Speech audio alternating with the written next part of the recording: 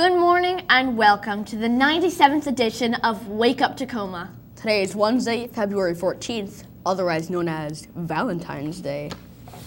Our top story today. Do you know that every student nominated for CSI Student of the Month gets to attend a celebration with snacks and an inspirational speaker? Were you nominated for CSI Student of the Month for January? Well, guess what? Today you are invited to attend the celebration in the cafeteria during TAP. You should have received a pass to attend the celebration. Also, every month, the names of the nominated CSI students are entered into a drawing to win a Chipotle gift card. The winners for the month of January are Sarah O., Aiden N., and Molly W. Again, the winners of the Chipotle gift card are Sarah O., Aiden N., and Molly W. Congratulations! Please see Miss Anderson in room 104 for your gift card. And to all students, please continue to model the values of courtesy, safety, and integrity so as to make TPMS an awesome and lit school. Have you ever been curious how to solve a Rubik's Cube? Or if you already know how to solve a cube, have you ever thought about competing? Miss Safner is starting a Rubik's Cube club for anyone interested. It's going to begin this Thursday after school in room 217. Grab a flyer outside of room 217 if you're a beginner. You can start learning to solve the cube. If you have some experience or practice, you can learn practice or shortcuts. And if you're advanced, you can try different types of cubes. You don't need a cube to join the club. Just show up, eager to begin. There's also a game called Rubik's Race you can try, and we can discuss creating a mosaic using cubes. Come join the fun. And now for a special production honoring Black History Month and the most inspiring civil rights leader you have never heard of, Medgar Evers. Who's Medgar Evers? Just watch and you'll find out. While we celebrate February as African American History Month, we will certainly hear about the numerous African Americans who have contributed in diverse and significant ways to the development of our country. There are countless innovators, groundbreakers, leaders, and heroes connected to every field of study and aspect of life who deserve our gratitude and admiration. One group that seems to get more attention than others during this month are the heroes of the civil rights movement. Upon analysis, it is easy to understand why.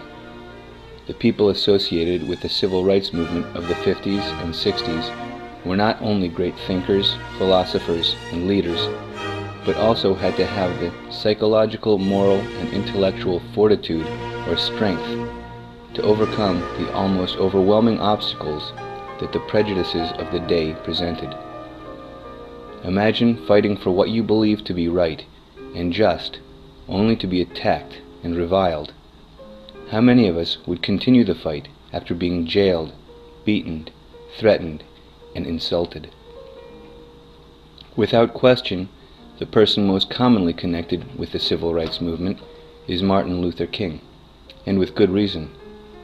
Not only did his works during his life do more to advance the cause than any other, but his legacy, or what he left behind, is larger than any other of the era. His speeches and writings are still studied today, not only for their righteous messages, but for their amazing eloquence and construction. However, one unfortunate result of the focus on Martin Luther King is his overshadowing many other great contributors to the civil rights movement. One such under-celebrated individual is Medgar Evers. Medgar Evers was born in Mississippi in 1925. After serving in the Army during World War II, he went to college where he was a member of the football and track teams and also the debate team, the choir. He edited the school newspaper and held student offices. This obviously brilliant and motivated young man wanted nothing more but to help his fellow African Americans overcome the social hurdles of segregation and racism. In the early 50s, he began setting up NAACP offices throughout Mississippi and organizing boycotts of businesses that refused full service to African Americans. Despite death threats and setbacks like being denied admission to the University of Mississippi Law School, Evers persevered. In a famous case that got national attention, he helped another hero of the civil rights movement, James Meredith, gain admission to the University of Mississippi in 1962. As the first African American to attend this institution, Meredith faced threats and attacks, but also persevered in order to open the door for others to follow. A riot on the University of Mississippi campus after Meredith's admission left 2 people dead and increased the number of death threats on Medgar Evers, who many blamed for the riots and the deaths. Evers continued to work, and on June 12, 1963, as he was returning from an NAACP meeting, Evers was killed in front of his house.